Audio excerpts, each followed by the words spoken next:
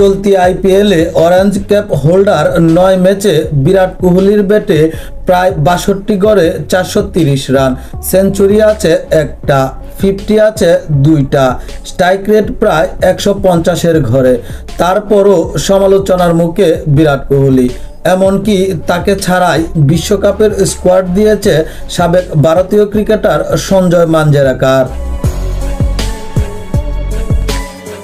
কেন বিরাটের প্রতি এমন ক্ষোভ?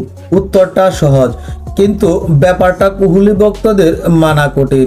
বৃহস্পতিবার সানরাইজার্স হায়দ্রাবাদের মধ্যকার কঠিন প্রতিপক্ষের বিপক্ষে আরসিবি জয় পেয়েছে ৩৫ রানে। টানা ৬ ম্যাচ হারের পর স্বস্তির জয়। বিরাটের ব্যাটে এসেছে 50, কিন্তু ম্যাচ জিতলেও আরসিবির ওপেনার নেই স্বস্তিতে। কারণটা এই ম্যাচে তার দুর্বল স্ট্রাইক রেটে রীতিমতো ভারতীয় তারকা বিরাটকে ধুয়ে দিয়েছে কিংবদন্তি batter Sunil Gavaskar.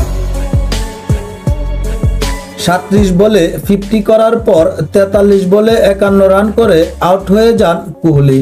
Strike rate ছিল ১১৮.৬০, যেখানে ছিল 4টি 4 ও 1টি 6-এর মার। দলের জন্য কোহলির রান মূল্যায়ন হলেও যে গতিতে ভারতীয় ব্যাটার রান তুলেছেন সেটাকে উদ্বেগের বিষয় বলেছে গাভাস্কার। প্রথম 18 বলে কোহলি করেছিল 32 রান, কিন্তু তারপরের 19 রান করতে তিনি খরচ করেন 25 বল। ধারাভাষ্য দেওয়ার সময় গাভাস্কার বলেন, বিরাট কোহলি মাঝের ওভারে তার হৃদয় হারিয়ে ফেলেছিলেন। আমার ঠিক মনে নেই, তবে কোহলি 31 থেকে 32 রান করার পর একটি বাউন্ডারিও হাঁকাননি। আপনি যখন ওপেন করতে নামছেন এবং 14 থেকে 15 ওভার পর্যন্ত ব্যাট করছেন, তখন আপনার 118 স্ট্রাইক রেট আশা করা যায় না।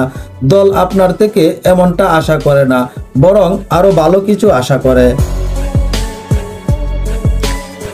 এই তো গেল আইপিএলে বিরাটকে নিয়ে গাভাস্কারের মন্তব্য।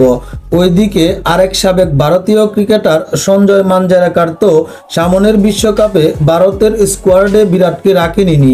তার জায়গায় সঞ্জু স্যামসনকে বিশ্বকাপের দলে দেখছেন সঞ্জয়।